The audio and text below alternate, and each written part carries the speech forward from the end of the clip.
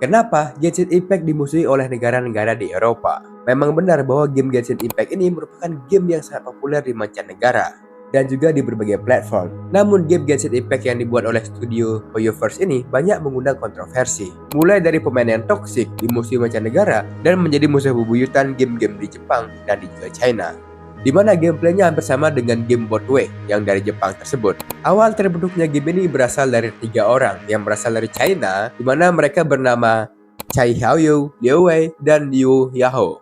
Mereka bertiga ingin mengembangkan sebuah game ketika mereka berada di semester akhir saat di bangku kuliah dari Universitas Shanghai Jiao Tong sekitar tahun 2006 hingga tahun 2008. Mereka bertiga berambisi untuk membuat sebuah game yang ada karakter animenya. Karena ketiga orang tersebut memiliki tujuan yang sama, maka Chai, Liu, dan Luo memutuskan untuk membentuk sebuah startup yang diberi nama MiHoYo, di mana huruf kapital H dan Y itu diambil dari nama mereka berdua, yaitu Hoyo dan Yuho. Setelah terbentuk, ada masalah yang baru, di mana perusahaan yang mereka bentuk jelas membutuhkan dana dan sebuah studio. Menurut Wei Song dari Wenhui Daily, perusahaan MiHoYo yang baru lahir menerima pinjaman tanpa bunga dari Pusat Kewirausahaan Sains dan Teknologi Shanghai sebesar 100.000 yuan atau sebesar 300 juta rupiah untuk mata uang saat ini. Selain itu, Pusat Kewirausahaan Shanghai ini juga menyediakan sebuah kantor gratis untuk para developer game MiHoYo ini. Sehingga pada saat itu mereka sudah memiliki studio dan dana untuk membuat sebuah game. Nah, sebelum membuat Genshin Impact, ternyata itu ada banyak masalah dari MiHoYo ini. Contoh, seperti tahun 2010, game yang mereka kembangkan yaitu Legend of Saha hanya bisa dinikmati oleh orang-orang China.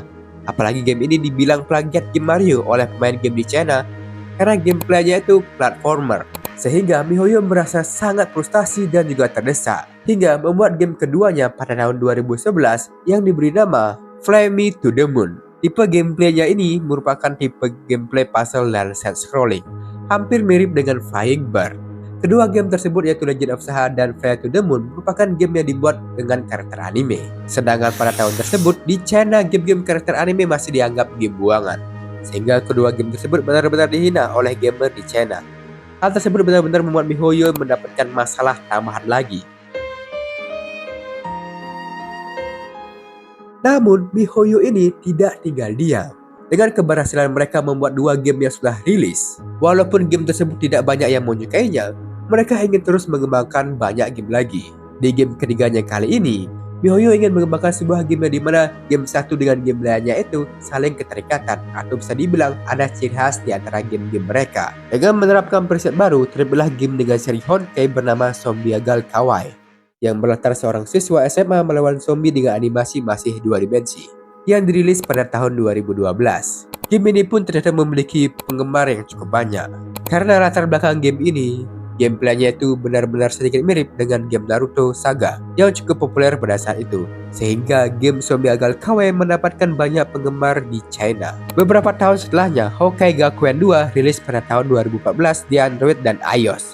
Tipe gameplaynya ini adalah CGN dan side scrolling, di mana tipe game seperti ini masih sangat baru dan hanya sedikit orang menyukainya, sehingga membuat MiHoYo tidak lagi mengembangkan game ini secara serius untuk kedepannya. Walau belum dikatakan sukses untuk membuat game-game berkarakter anime, studio game MiHoYo ini bukannya tutup usia, tapi malah semakin ingin terus membuat game dengan menggunakan karakter anime sebagai karakter di dalam game-gamenya tersebut. Sehingga beberapa tahun setelahnya, MiHoYo merilis game baru lagi, yaitu Honkai Impact 3 pada tahun 2016 dengan model free to play. Hal tersebut pun membuat orang-orang bisa banget mengaksesnya secara gratis. Game ini pun tetap mempertahankan eksistensinya sebagai game Honkai dengan karakter anime dan menampilkan gameplay hack and slash 3D yang sangat berbeda dengan game sebelumnya. Ternyata game ini sangat populer di China, sehingga MiHoYo membuat game ini bisa disebarkan ke dunia luar alias ke luar China. Dan game ini pun berhasil mengumpulkan 1 juta unduhan di Jepang hanya dalam waktu 2 minggu setelah peluncuran secara global. Dan pada akhirnya, Honkai Impact 3 ini dengan cepat menyebar ke seluruh dunia. Hal tersebut membuat MiHoYo menjadi percaya diri kembali untuk mengembangkan sebuah game-game yang berdasarkan karakter anime dengan grafik yang 3 dimensi. Di tahun 2017, melanjutkan kesuksesan Honkai Impact 3, membuat studio MiHoYo mulai mengembangkan game terbarunya yang berjudul Honkai Impact 4. yang dipimpin oleh Hu Yaochai. Yaochai berpikir untuk mengembangkan game yang berkualitas tinggi dan memiliki efek yang memukau.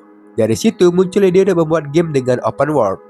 Mereka terinspirasi oleh The Legend of Zelda Breath of the Wild milik Nintendo dengan mengambil inspirasi dari pengalaman penjelajahan dunia dalam game tersebut. Lalu terinspirasi juga oleh game GTA, Strategi Divinity, Original Sin, dan Naughty. Setelah 1 tahun pengembangan, Hoyo Choi bersama timnya memutuskan untuk mengganti nama game tersebut yang awalnya adalah game Honkai Impact 4 menjadi Genshin Impact. Pengembangan game Genshin Impact ini memerlukan pengembang game sekitar 700 orang dan memerlukan dana sekitar 100 juta dolar lebih atau sekitar 1,5 triliun rupiah. Uji beta pertama dilakukan pada tahun 2019. 世界崩坏之后，2颗陨星落在世界中央。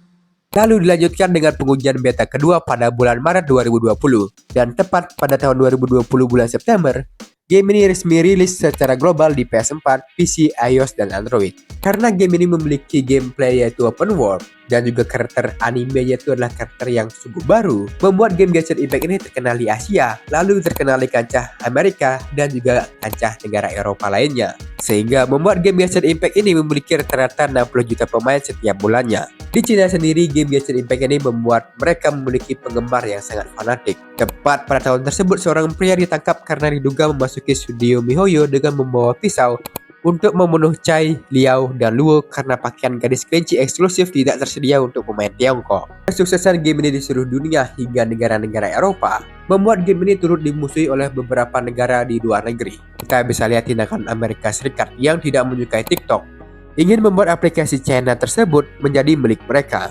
Perseteruan ini membuat beberapa pemain Genshin Impact di negara bagian Eropa dan Amerika merasa sangat menjengkelkan. Pasalnya, bila aplikasi merek China tersebut tidak mau dibeli, maka akan diblokir oleh negara mereka. Hal itu menimbulkan perdebatan karena jelas para pemain Genshin Impact sudah mengeluarkan uangnya untuk membeli item di dalam game tersebut, sehingga membuat sekitar 14 negara di dunia membenci Genshin Impact karena hal tersebut. Di sini gua nggak akan bahas tentang toksiknya komunitas Genshin Impact ini. Biarkanlah kalian membahasnya di kolom komentar. Jangan lupa subscribe dan enjoy aja.